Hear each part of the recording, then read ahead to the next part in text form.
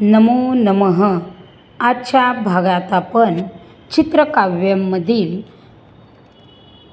श्लोक क्रमांक 7 पाहणार आहोत।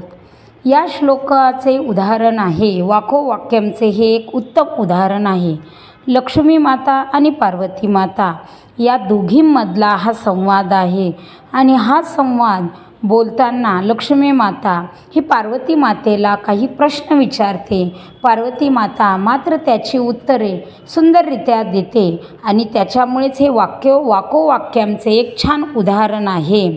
तर यामध्ये दोघींमधला संवाद सांगितला गेलेला आहे। या श्लोकाचे वृत्त शार्दूल विक्रीडितम आहे। भिक्षुः क्व अस्ति बलेर्मखे पशुपतिः किं न अस्ति असो गोकुले मुग्धे पन्नगभूषण सखी सदा शेते च तस्य उपरि आर्ये मुञ्च विषादमाशु कमलेना अहं प्रकृत्याचला च इत्थं वै गिरिजा समुद्रसूतयोः संभाषण पातुः वः भिक्षुः क अस्ति। म्हणजे यावेळेस लक्ष्मी माता विचारते भिक्षू कुठे आहे, को अस्ति। भिक्षू कुठे आहे तर पार्वती माता म्हणते बलेर्मखे। बलेर्मखे म्हणजे याचा अर्थ असा होतो की बळीराजाच्या यज्ञात आहे, जो वामन रूपाने विष्णूचा अवतार धारण केलेला आहे त्या बळीराजाच्या यज्ञात भिक्षू आहे। त्यानंतर विचारलं जातं पशुपती किम अस्ति न असतो असो गोकुले। पशुपती कुठे आहे, तुला माहीत नाही का तो गोकुळामध्ये आहे म्हणून।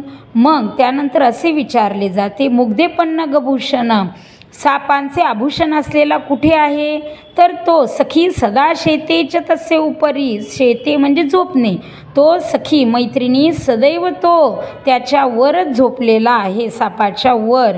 आर्य मुंच विषादमासू हे माझे सखी विषादमासू ज्याने विष धारण केलेलं आहे। मुंच म्हणजे सोडणे, सोडू न दे।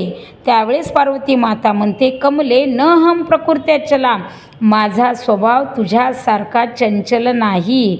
अशा प्रकारे च इत्थम अशा प्रकारे गिरिजा समुद्रसूतयो, गिरिजा म्हणजे पार्वती माता आणि सूतय समुद्रसूत कन्या म्हणजे समुद्राची मुलगी लक्ष्मी माता, या दोघांचे संभाषण तुमचे रक्षण करो असं सुंदररित्या हे छान सुभाषित सांगण्यात आलेलं आहे वाकोवाक्यमचं।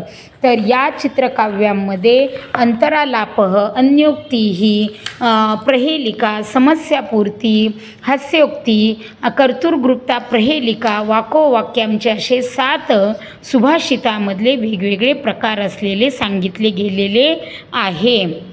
आणि यामध्ये वेगवेगळे सुभाषितांचे अनेक प्रकार सांगितले गेलेले आहेत। त्यापैकी हे 7व्या क्रमांकाचं सुभाषित हे वाकोवाक्यमचं सुंदररित्या कवीने सांगितलं गेलेलं आहे। धन्यवाद।